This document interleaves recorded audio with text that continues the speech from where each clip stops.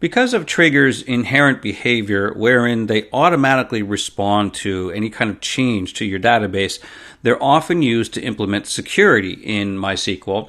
And I've got two examples here of MySQL triggers with logging and another one wherein it attempts to block malicious code. Now, rather than trying to code out these triggers, I thought I'd take this approach because they do give you pretty good examples here.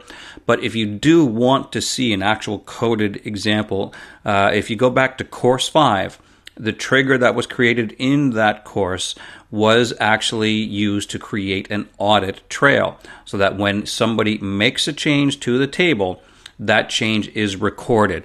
And that's one of the most common approaches of using triggers for security, simply knowing who made a change and what change they made. So this is just another example of that same idea, but this one does take it a step further, wherein it also makes sure that the value is corrected, so that the wrong value, whether that be a mistake, an innocent mistake by a user, or a malicious attack, the mistake is removed. So this one not only records the change, but ensures that it's correct. So not only can they be used for security purposes, but for data integrity as well. Now again, sometimes it's just an innocent mistake by a user. Other times, of course, it's an attack. In either case, you can still discard the invalid entry in favor of the valid one. So we'll take a look at the code here for that example, and then we'll go through and have a look at this one as well. But don't get too caught up in what the actual code is at this point. I just want you to understand what the approach is, why you use triggers in this fashion. The code will come a little bit later, but these ones are pretty good. They describe what's going on, and there is the code. So we'll just sort of go through the highlights, if you will, to make sure that it sort of makes sense. So you can see the overall approach here. Somebody asked why you can't implement MySQL triggers that write information, but also when you want to stop a DML statement. So in other words, they want to record the attempt, but they don't want the attempt to succeed. So this is what this trigger does. So the first part is just creating a table, and that's pretty much always the case. Whenever you define any kind of auditing trail, you need a table to store the audit values. So creating a table simply with all the fields that they're interested, but do take note, they've explicitly specified the MyISA engine here, and we can make the assumption that the original table that's being changed is an InnoDB table. And in fact, they do mention the two storage engines here.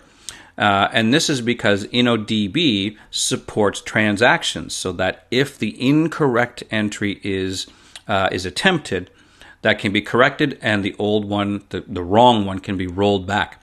MyISAM does not support transactions, so that we know our logging entry will get committed to the table and can't be rolled back. This ensures that somebody can't just go to the MyISAM table and roll back the logging transaction in attempt to cover their tracks. So they're leveraging the default behavior of the two storage engines to their advantage. So once the table is created, the trigger, in this case, all it's doing, and this one's fairly innocent, you see right here, is checking to see if a last name contains any white space. Now, what they mean by that, if you just scroll to the very end here, they just want to make sure that if an entry for a last name includes a blank, they don't want the blank. They want a dash. So this is where you can see it's used for just data integrity purposes, but obviously this could still function if it was some kind of attack. If somebody was changing a value to something that you don't want, the trigger catches that, records the attempt, and makes sure that the value is correct. So that's all that's happening in this one. So again, you see they're just testing for white space, and this is just using what's known as a regular expression function to search for a particular string of characters. And if it's found, you see here is a replace statement that says replace that new entry, and again, that's the key word for triggers of new and old, with that new entry, the one that has the space, replace it with a dash. So you see there's the replace function performing that.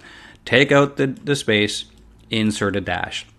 Okay, so that basically catches and corrects the problem, but then we also want to make sure that we insert the values into the table itself, those that are valid. So in other words, they might have entered a whole bunch of other values that are perfectly fine. We want to keep those, and that's what this is doing here. You see, the old values are being kept. The new ones that are correct are being kept, but the one that's wrong is being inserted as a null. Okay. So again, you're just capturing for the change here, and in this case, they're testing it. They are inserting a value, and you can see that when they insert the last name, they are intentionally including a space. That should fire the trigger. The trigger should catch it, and it should inform that the change was made to a dash. Okay. So again, whether it's used for fairly innocuous or innocent type of data integrity issues, the same thing can be applied if it is somebody trying to intentionally change something to an incorrect value. It'll work in either case. It's just the approach that you take. Now, the other example here is using triggers to block a malicious code, and obviously this is done from a security perspective. So the idea here is that many applications and websites are driven by MySQL databases, and there's usually tables that define the valid users for this application. And in a lot of cases, there's administrative users, those who have elevated permissions. And those are, of course, the common point of attack for any kind of attacker. They're going to try to find those admin accounts and probably change the password. So that's exactly what this example is here. So again, it's just creating a table to hold the necessary values, and you can see they're inserting into it a couple of different users, and there's an admin user, and they're just assigning the password, but it is encrypted. You see the MD5 is simply to encrypt the password. So this is what it ends up looking like. Those are the regular users there, Alice, and there's the admin user. So an attacker might try to set the password for the admin account using this statement here. Okay, so where the username equals admin, they're setting their own password, and of course they know what that is, so now they can usurp that account. That issued query is valid and should generally be allowed, but in this case, you see they're having a trigger defined, and if the username that they're trying to insert the password into is admin, then they're generating an error and says you cannot modify the admin data. So they're intercepting that code, and as long as the username that was specified was the admin account, it simply blocks that. They cannot execute the code simply because the trigger says you tried to make a change on the admin account, can't be done. So when they try to do it, it cannot modify admin data. Okay.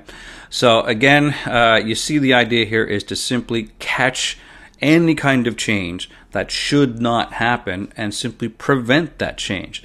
So again, you can go through these examples. The code is fairly understandable once you read the descriptions, but the idea here was more so to just understand the approach. People will make mistakes in your databases, but people will also try to attempt to maliciously change data.